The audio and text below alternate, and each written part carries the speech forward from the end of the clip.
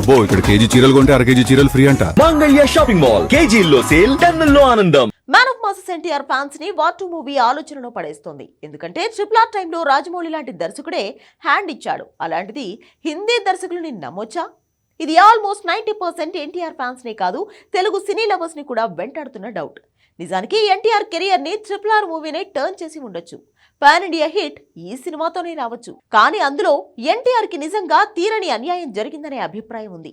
రాజమౌళి మీద అంత ఫైర్ కూడా అయ్యారు. అచ్చంగా అలాంటి అన్యాయమే వార్ 2లో ఏమైనా జరిగే అవకాశం ఉందా? ఇంతకీ ఏంటా మోసం? Take a look.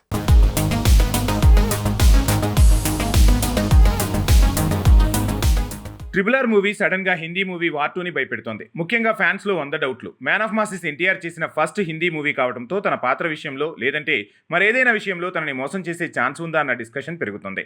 ఎందుకంటే RRR రిలీజ్ అయిన టైంలో చాలా మంది కొమరం భీం పాత్ర డిజైన్ మీద ఘాటుగానే కమెంట్స్ చేశారు. రామ్ చరణ్ చేసిన సీతారామరాజు పాత్రకు ఇచ్చినంత స్కోప్ సీన్ RRR లో కొమరం భీంకు ఇవ్వలేదనే కమెంట్లు అప్పట్లో వినిపించాయి. కాకపోతే మరి కొమరం భీం పాత్రని తక్కువ చేశారనలేం. వరల్డ్ వైడ్ గా 2 పాత్రలకు మంచి పేరే వచ్చింది. ఎన్టీఆర్ పర్ఫార్మెన్స్ కి ఊహించనంత రెస్పాన్స్ దక్కింది.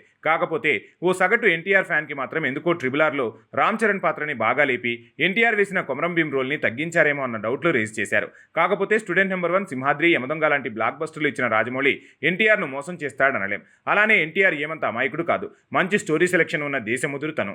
సో కొన్నిసార్లు ఎంత గొప్పగా కథ రాసినా కొన్ని పాత్రలకు కాస్త ఎక్కువ లాభం కలగచ్చు, మరో పాత్రకు కాస్త తగ్గినట్లు కనిపించచ్చు అన్న మాటలు వినిపించాయి. కాకపోతే ఇక్కడ హిందీ మూవీ వార్ 2 తీసింది రాజమౌళి కాదు, హిందీ డైరెక్టర్ అయాన్ ముఖర్జీ. అందులోనూ టీజర్లో హృతిక్ రోషన్ కి ఇచ్చిన ఎలివేషన్లు చూస్తుంటే తారక్ పాత్రని ఆ రేంజ్ లో చూపించలేదు. టీజర్లోనే ఇలా ఉంటే సినిమాలో ఏమైనా ఎన్టీఆర్ పాత్రకు అన్యాయం చేసుంటారా?